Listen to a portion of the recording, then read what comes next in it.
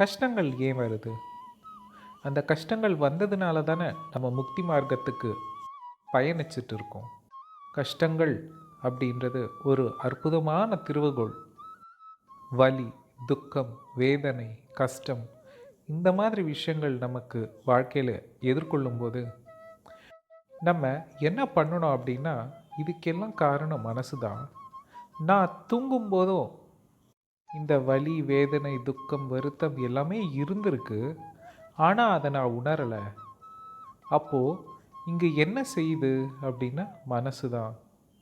தூக்கத்தில் நமக்கு மனசு இருக்கிறதில்ல, தியானத்தில் நமக்கு மனசு இருக்கிறதில்ல. அந்த நிலையில தான் நம்ம வந்துட்டு கண் விழிச்சிட்டு இருக்கும்போது இருக்கிறதுக்கு ப்ராக்டிஸ் பண்ணணும். கஷ்டங்கள், வலிகள், வேதனைகள் வரும். அப்போது இது எல்லாமே இந்த உடலுக்கு தான். எண்ணங்களும் வரும். இந்த எண்ணங்களும் நான் கிடையாது, நான் ஆன்மா ஸ்வரூபம் அப்படின்றத நீங்கள் மறுபடியும் மறுபடியும் உங்களுக்கு நீங்கள் சொல்லிக்கிட்டு இருக்கும்போது, இன்றைக்கி மனசளவில் தான் நம்ம அதை யோசிக்கிறோம். எஸ், நான் ஆன்மா அப்படின்றது.